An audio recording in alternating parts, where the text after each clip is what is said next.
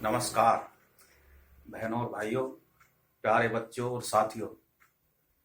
ज्ञान सागर में आपका एक बार फिर से स्वागत है। हमारा आज का विषय है हमारे आसपास की आर्थिक गतिविधियां, और इस विषय पे हम चर्चा करेंगे कि ये क्या होती हैं, इनका वर्गीकरण क्या है और इसको कैसे पहचाना जा सकता है कि ये कौन से वर्ग में है। तो हम इसको बताएं। इससे पहले हम कहते हैं कि भाई हमारे चैनल को लाइक करें, सब्सक्राइब करें और इसको शेयर करें। अब देखिए, सबसे पहले मैं बात करता हूं कौटिल्य ने, जिसको चाणक्य कहते थे, जिन्होंने अर्थशास्त्र लिखा। भारत में अर्थशास्त्र के जो है और संसार में अर्थशास्त्र के पिता के रूप में उनको जाना जाता है। और उन्होंने जो बातें कही वो आज भी प्रासंगिक है और भविष्य में भी रहेंगी। उन्होंने कहा, आर्थिक गतिविधियों के बारे में उन्होंने कहा कि आर्थिक गतिविधि से ही समृद्धि आती है, इसका अभाव भौतिक तनाव लाता है, यानी कि इसका अभाव से भौतिक तनाव होता है।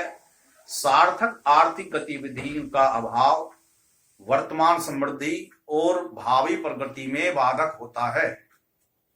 वो कह रहे हैं कि अगर किसी के जीवन में सार्थक आर्थिक गतिविधि नहीं है या किसी देश में सार्थक आर्थिक गतिविधि नहीं है तो उसकी वर्तमान और भावी जो है प्रगति में बाधा उत्पन्न हो जाएगी। इस प्रकार के से उन्होंने इसके महत्व को समझाया। अब हमारा विषय शुरू होता है कि आर्थिक गतिविधि को किस प्रकार से वर्गीकृत किया जा सकता है।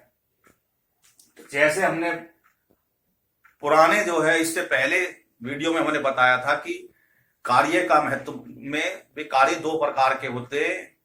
एक तो कार्य होता है धन कमाने के लिए और एक होता है पुण्य कमाने के लिए, यानी कि एक आर्थिक गतिविधि है, गैर आर्थिक गतिविधि।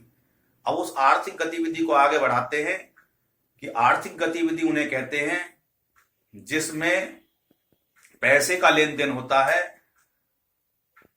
मुद्रा का अर्जन होता है और मौद्रिक मूल्य पे कोई चीज बेची जाती है। अब मौद्रिक मूल्य किसे कहते हैं? किसी वस्तु का वह मूल्य जो मुद्रा के बदले वो दी जाती है उसको मौद्रिक मूल्य कहते हैं। यानी कि पैसे, किसी चीज की पैसों में कीमत तय की जाती है, उसके बदले में उसको दी जाती है, तो उसको कहते हैं मौद्रिक मूल्य। और इसको जानने के लिए हम जो है आर्थिक गतिविधि का वर्गीकरण करेंगे और देखेंगे कि भाई जो है आर्थिक गतिविधि को किस प्रकार से वर्गीकृत किया जा सकता है। हमने देखा कि जो बीते कुछ दशकों में हमने अपने आसपास अवलोकन करके देखा तो ये आर्थिक गतिविधियां जो हैं ये बड़ी तीव्र संख्या से बढ़ी हैं। नए नए चैनल खुले हैं। पहले के समय में, उदाहरण के समय में जो आर्थिक गतिविधियां होती थी उसमें लोग खेती करते थे, पशुपालन करते थे, वो जो होते थे अन्य शिल्पकार होते थे, उनमें औजार बनाते थे। कोई लकड़ी का काम करता था, कोई बढ़ईगिरी का काम करता था, औजार बनाते थे। कोई सुनार होता था, यानी कि वो सोने चांदी के वस्त्र आभूषण बनाते थे। मिट्टी के बर्तन बनाने का काम अलग था, जूतों का बनाने का कार्य अलग था, कपड़े बुनने का बुनकरों का काम था। तैयार कपड़ों से जो दर्जी होते थे वो कपड़े वस्त्र तैयार करते थे, उनको रंगाई वाले अलग थे। ये ही जो है बुनकर, और इसी से ही समाज की गतिविधि, आर्थिक गतिविधि की प्रगति होती रहती थी। लेकिन अब जैसे जैसे समय बदला, समाज में प्रगति हुई, तकनीक का ज्यादा, भौतिक सुख साधनों का ज्यादा चलन होने लगा, इस वजह से आर्थिक गतिविधियों का भी दायरा बढ़ने लगा। पहले किसी ने सोचा भी नहीं होगा कि घर में एयर कंडीशन भी लगेंगे। पहले बीजने से काम चलते थे, तो जो बीजने होते थे हाथ वाले पंखे, उनका धंधा चलता था। जो है वो खजूर वाले पंखे होते थे, कोई हाथ से बनाते थे, वो बाजार में बिकते थे। उसके बाद में बिजली से चलने वाले टेबल फैन आए। उससे पहले वो दिए से ही चलते थे। उसमें नीचे दीपक लगा देते थे, उनसे पंखे घूमते थे। फिर धीरे धीरे मिट्टी के तेल से चलने लगे। बाद में वो बिजली वाले आए। उसके बाद में कूलर आया, अब एसी है। तो इन सब के जैसे जैसे नए नए उत्पाद आए, उसी हिसाब से आर्थिक गतिविधियां भी बढ़ने लगी। लोग बाग उनको खरीदने लगे, उनमें कोई गड़बड़ होने लगी, उनको सुधारने का काम भी उनको मिल गया। ऐसे ही फ्रिज है, वॉशिंग मशीन है, इनका चलन चला, इनके भी आर्थिक गतिविधि में योगदान हुआ। फिर धीरे धीरे मोटर गाड़ियों का सिलसिला हुआ, पहले साइकिल, फिर मोटरसाइकिल, स्कूटर, इनसे आर्थिक गतिविधियां बढ़ती चली गई। उसके बाद में यातायात के नए नए साधन हुए, गाड़ी आई 4 पहियों की, और उसके बाद में बस में अब सफर कम करना चाहते हैं और अपनी पर्सनल गाड़ी लेके चलते हैं, तो रास्ते में खराब होती तो वो भी आर्थिक गतिविधि बढ़ाती है। उसके लिए पेट्रोल है, डीजल है, अब फिर सीएनजी का चलन आया। पहले लकड़ियों का से खाना बनाते थे, अब एलपीजी का चलन आया है, पीएनजी का आया। तो ये सब आर्थिक गतिविधि की ही तो देख रहे हैं हम अपने आसे पास। फिर बिजली का दौर आया, कोयले का दौर रहा पहले। अब इसके बाद में अब सूर्य घर बिजली योजना आ रही है। तो मेरा कहने का मतलब है, जैसे जैसे हमारी सोच पर आगे उन्नत होती जाती है, ऐसी आर्थिक गतिविधि बढ़ती जाती है। पहले टेलीफोन आए, लैंडलाइन थे, अब लैंडलाइन किसी के घर में मिलने को मिलेंगे। कुछ दिन समय बाद तो ऐसा होगा, इनको देखने के टिकट लगेंगे कि भाई देखो जी ऐसे होता है लैंडलाइन। मोबाइलों का चलन आया, अब मोबाइल के बाद में भी और नई तकनीक, इंटरनेट आई। ये सब जो है आर्थिक गतिविधि के दायरे के सेवा देने वाले जो आर्थिक गतिविधि कमाते हैं। तो अब हमने जाना कि जैसे जैसे तकनीक बढ़ती गई, आर्थिक गतिविधि भी बढ़ती चलेगी। अब इनको कैसे वर्गीकृत करें, मूल विषय ये है कि इनको कैसे बांटें, कि भाई इनको इनके कार्य के आधार पे हम कैसे बांटें। तो इसके विषय में ही मैं आप बताऊंगा कि आर्थिक गतिविधि को कैसे बांटा जा सकता है, इसको वर्गीकृत कैसे किया जा सकता है। तो आप देखें, आर्थिक गतिविधि को 3 हिस्सों में बांटा जा सकता है। पहला है प्राथमिक आर्थिक गतिविधि, फिर द्वितीय आर्थिक गतिविधि और तृतीय आर्थिक गतिविधि। पहली में आर्थिक गतिविधि वो होती है जिसमें सीधा प्रकृति का इन्वॉल्वमेंट होता है, यानी प्राकृतिक रूप से जो मिलती हैं, जिनका उत्पादन में प्रकृति का योगदान होता है। और वो जो स्रोत होता है, जो रॉ मेटीरियल होता है, रॉ मेटीरियल फॉर्म में होता है, और नेचर के अलावा बगैर सहयोग के उसको बना भी नहीं सकते, उसको कहते हैं प्राइमरी आर्थिक गतिविधि। जैसे किसान है, वो अन्न उत्पादन करता है, उसमें प्रकृति की जरूरत होती है, मिट्टी की जरूरत होती है, पानी की, हवा की, सबकी जरूरत होती है। मिट्टी के नीचे से जो खनन होते हैं, कोयला है, पेट्रोलियम है, ये सब क्या है, ये भी प्राइमरी स्रोत में आते हैं। ऐसे ही पत्थर निकल रहे हैं, रोड़ी बन रही है, उनकी बजरी बन रही है, वो भी प्राथमिक आर्थिक गतिविधि में आते हैं। जमीन में से फल है, सब्जी है का उत्पादन हो रहा, दूध है, दूध का जो आ रहा है वो प्राथमिक श्रेणी में आता है। भैंस के से जो दूध प्राप्त हुआ प्राथमिक श्रेणी में आया, और दूध से जो बनी मिठाई है वो आगे उसकी श्रेणी बढ़ जाएगी। तो इस प्रकार से मेरा कहने का मतलब है, वो क्षेत्र जिसमें प्रकृति के सहारे से ही वो पैदा होती है, उसको प्राथमिक क्षेत्र कहते हैं। जैसे कृषि करना है, खनन है, मछली पालन है, मुर्गी पालन है, कुक्कुट पालन है, पशु पालन है, सुअर पालन है, इस प्रकार के जितने भी हैं। अब तो मोतियों का पालन भी होता है। तो इस प्रकार की जो भी गतिविधि है वो प्राइमरी गतिविधि आर्थिक गतिविधि कहलाती है। दूसरी है द्वितीयक आर्थिक गतिविधि। जो द्वितीयक आर्थिक गतिविधि होती है वो आर्थिक गतिविधि होती है जो प्राथमिक क्षेत्र से जो भी सामान निकल के आया उसको प्रोसेस किया जाता है और उसको सामान के फॉर्म में तैयार किया जाता है। वो जो गतिविधि है वो सेकेंडरी होती है, वो द्वितीयक क्षेत्र को कहलाया जाता है आर्थिक गतिविधि का। जैसे विनिर्माण का काम है, ईंट बनाई, वो प्रकृति से बनी और उनसे भवन का निर्माण हुआ, वो सेकेंडरी बन गई। इसी प्रकार से रोड़ी निकलती हैं, बजरियां निकलती हैं, तारकोल आता है, तारकोल में वो मिलाकर सड़क बना दी तो सेकेंडरी हो गई। यानी सड़क बनाना, भवन निर्माण, विनिर्माण का जितने भी काम हैं ये भी जो है सेकेंडरी में आते हैं।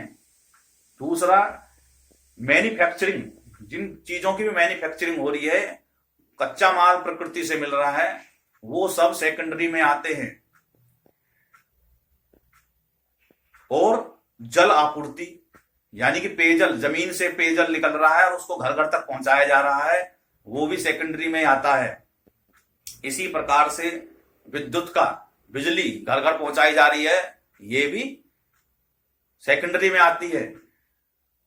पेट्रोल पंप लगे हुए हैं, ये भी पेट्रोल आया और पेट्रोल पंप तक पहुंचाया और उन्होंने बेचना शुरू कर दिया। और उससे भी पहले पेट्रोलियम आया और जो पेट्रोल को निष्कासन करने वाली जो कंपनी होती हैं, रिफाइनरी होती हैं, वो सेकेंडरी गतिविधि होती है। तो इस प्रकार से सेकेंडरी गतिविधि में वो चीज होती है जो रॉ मटेरियल से तैयार माल करते हैं। और जैसे लोहे की खान से लोहे के अस्क आते हैं और भी अन्य धातुओं के अस्क आते हैं, उनको प्रोसेस करना, उनसे इस्पात का निर्माण करना, सरिये बनाना और चद्दरें का निर्माण करना, उससे ये सब सेकेंडरी में आते हैं। ऐसी सूत, रेशम बाजार से खरीदी, उसको सूत काटा और सूत काटने के बाद में उसके कपड़ा बनाया, सेकेंडरी गतिविधि होगी। दूध बाजार से खरीद के लाए और उसकी मिठाई बनाई, सेकेंडरी गतिविधि होगी। अचार है, जैम है, मुरब्बे हैं, ये सब सेकेंडरी गतिविधि, यानी कि जो भी प्रोसेसिंग के, जो भी प्रसंस्करण के जितने भी कार्य हैं और जो भी निर्माण के मैन्युफैक्चरिंग के कार्य हैं, उस वर्ग में जो भी है वो सब सेकेंडरी गतिविधि, आर्थिक गतिविधि होती है। अब देखते हैं तृतीय आर्थिक गतिविधि, ये होता है सेवा क्षेत्र। यानी कि वो क्षेत्र जो सामने से तो दिखाई नहीं देता, लेकिन उनके बिना ये सेकेंडरी और प्राइमरी आर्थिक गतिविधि हो ही नहीं सकती। वो सामने से दिखते भी नहीं है। अब ट्रक चालक है, वो माल, किसान का माल मंडी में से लेकर आटे की कंपनी के पास में या प्रोसेस यूनिट के पास में पहुंचाता है, लेकिन किसी के नजर में नहीं आता, उसका योगदान को कोई समझते नहीं है। फिर वहां से उसने जो भी है, आटा है, चावल है, उसको प्रोसेस करा और वो फिर वो मार्केट में पहुंचाता है, तब भी किसी के नजरों में नहीं आता। और उसका माल उतारने वाले कुली वर्ग हैं, वे भी नजर में नहीं आते किसी के। इसी प्रकार से जो बिजली तो बन गई, लेकिन उसको सुचारू रूप से कौन पहुंचाता है? इलेक्ट्रीशियन। टेलीफोन की संचार यूनिट बन गई, लेकिन उसका टावर लग गए, लेकिन घर घर तक पहुंचाने का काम उनके जो नेटवर्क के कर्मचारी हैं वो पहुंचाते हैं। इसी प्रकार से जो है व्यापार में उपयोगी सामग्री हैं, उनकी डिलीवरी, बाजार तक पहुंचाना, और बाजार से बाद में जो फुटकर विक्रेता होते हैं वो सेवा देते हैं अपने और एजेंसी भी ले लेते हैं, वे भी जो है आपको तृतीय श्रेणी में गिने जाएंगे। बैंकिंग सेवा, ये भी तृतीय श्रेणी में आती है। और इसी प्रकार से परिवहन के जितने भी संसाधन हैं, क्योंकि उनका रॉ मेटेरियल से उनको तैयार किया गया और तैयार होने के बाद में सेवा देने के लिए वो सामने उपयुक्त हो गए। माल भाड़ा है, यातायात का साधन है, तो चिकित्सा, ये भी सेवा का क्षेत्र है। यानी कि सेवा के जितने भी क्षेत्र हैं वो तृतीय श्रेणी में आते हैं। प्राथमिक श्रेणी में उन्हें जो गतिविधियां होती हैं, फिर से बता रहा हूं, प्राथमिक श्रेणी की जो गतिविधियां होती हैं वो गतिविधियां होती हैं जो सीधे प्रकृति से इन्वॉल्वमेंट से, प्रकृति के सहयोग से ही जिनका निर्माण किया जाता है। और द्वितीय श्रेणी की जो आर्थिक गतिविधि होती है, सेकेंडरी, वो होती है जो उस रॉ मेटेरियल से माल तैयार करती हैं। और तृतीय श्रेणी की वो होती है जो सेवा का क्षेत्र होता है। अब उसमें जो भी वर्ग में जितने भी लोग काम करते हैं वो उस श्रेणी में आर्थिक गतिविधि को करने वाले लोग होते हैं, और उसी हिसाब से उनका वेतन और पैसे, मजदूरी होती है। तो हमने इसमें बड़े बारीकी से समझाने की कोशिश करी कि हम आर्थिक गतिविधियों को 3 हिस्सों में बांट सकते हैं। पहला, कच्चा माल जो प्रकृति से मिलता है। दूसरा उस कच्चे माल को तैयार करने वाला सेकेंडरी हो गई, और उसमें जो भी उसके बाद में जो भी उनको बाजार तक पहुंचाने में या उनको लाने में जो सेवा कर रहा है, वो सभी की सभी आपकी तृतीय श्रेणी की गतिविधियों में मानी जाती हैं। तो इस प्रकार से हमने इस वीडियो में आपको समझाया कि वर्गीकरण कैसे होता है और इसको जो है किस प्रकार से जाना जा सकता है और पहचाना जा सकता है कि भी आर्थिक गतिविधि प्राथमिक क्या है, द्वितीय क्या है, तृतीय क्या है। अब इनमें होता है कि अगले वीडियो में हम समझाएंगे कि इनमें आपसरी और उसमें जो तृतीय श्रेणी के में गोदाम भी होते हैं, वेयर हाउस है, सॉफ्टवेयर तैयार करना, रेस्तरा, होटल, यानी कि इनका क्षेत्र जो भी सेवा के क्षेत्र है वो सब बढ़ते चले जाएंगे। शिक्षा है, वकालत का पेशा है, मोबाइल इंटरनेट के माध्यम से संचार सेवाएं पहुंचाना है, उसको सरल करना, वाहन आपूर्ति, बिजली के क्षेत्र और अन्य जो भी हैं, खुदरा रिटेलर जो स्टोर होते हैं, ये सब तृतीय श्रेणी में होते हैं। तो अब अगली वीडियो में हम बताएंगे कि इन क्षेत्रों में आपसी निर्भरता कैसे है। तो इस वीडियो में इतना ही, और अगली वीडियो में हम आपको फिर से ज्ञान को लेके आएंगे, अगला विषय लेके आएंगे, इसी को विस्तार से आगे बढ़ाएंगे। बहुत बहुत धन्यवाद। इस वीडियो को देखें, अपना ज्ञान बढ़ाएं और इसको शेयर करें। बहुत बहुत धन्यवाद। जय हिंद, जय भारत, भारत माता की जय।